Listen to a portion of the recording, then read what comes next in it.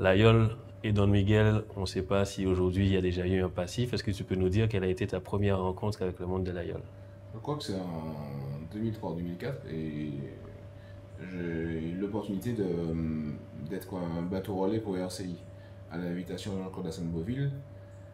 Mais j'avais forcément un commentateur à bord et c'est justement un temps près de la flottille, plutôt de ceux qui régataient, que j'ai commencé à vraiment m'y intéresser. Ok.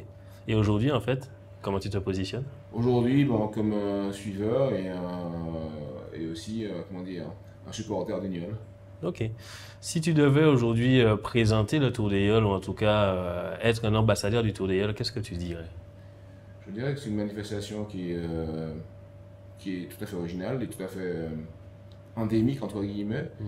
et qui est propre à nous et qui a cette chance de fédérer une majorité de la population et qui permet de faire découvrir tout le littoral, toute la beauté du littoral martiniquais. Un autre aspect en fait qui a touché, on va dire, un petit peu tous les professionnels ces dernières années, c'est la transformation digitale, la transformation des métiers. Comment ça t'a impacté toi dans ton milieu professionnel?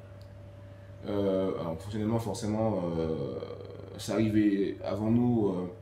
On était les premiers dans la musique en fait, à être vraiment réellement impacté par le digital parce qu'il y a eu le piratage. Et ça a nécessité justement une telle dégradation des valeurs, ça a nécessité une adaptation. Donc après, on a beaucoup vu le digital comme étant un ennemi et finalement c'est un super allié. Parce que la musique n'a jamais été écoutée autant que maintenant. Parce qu'il y a des sites de streaming partout, aussi bien de Deezer, de Spotify, de Apple Music, de YouTube, j'en passe encore.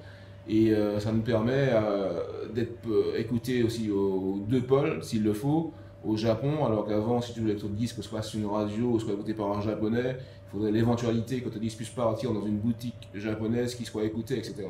Donc ça nous permet, ça, même s'il y a une dégradation en termes de valeur, en termes d'exposition, on passe d'une exposition régionale à une exposition planétaire. Super. Alors, YOL 365 a pris ce créneau en fait de marier la tradition avec l'évolution, le digital. Que penses-tu en fait de ce projet au global? Moi, je trouve que c'est très bien en fait, hein, parce qu'il manquait cependant. C'est vrai qu'il y a des médias traditionnels, mais il faut également des médias aujourd'hui qui sont consultés régulièrement par les gens.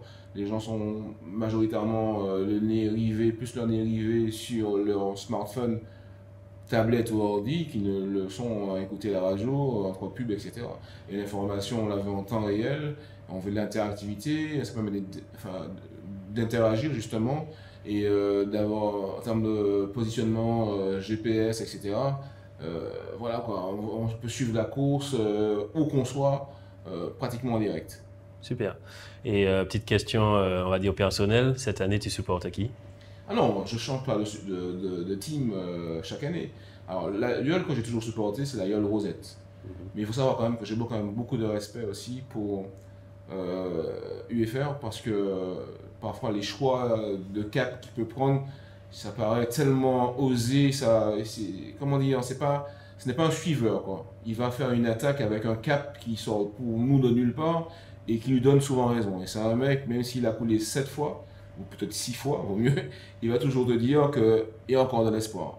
Il y a aussi les jeunes, les héritiers, enfin les fils d'Atomas. J'avais apprécié, surtout il y a 3-4 ans, ils avaient une sorte de rite un peu guerrier, un peu de gladiator pour galvaniser les troupes. Aussi, il y a la CTDM avec leur voile noir, donc pour ça que c'est un bateau pirate et à barbe rouge là-bas. Il y a Thibaut Énergie qui donne la chance à le jeune équipage. Toute la flottille, quoi. C'est vraiment, j'apprécie beaucoup les yoleurs et je sais que c'est vraiment des gars balèzes et il faut tenir une voile pendant autant de temps avec les coups de bourrasque, etc., les déconvenus, il faut un sacré mental. Ton pronostic? Au pronostic, je pense que ça va se jouer encore. Entre Zapiti, Rosette et Félix Mérine qui a envie d'avoir cette énième étoile.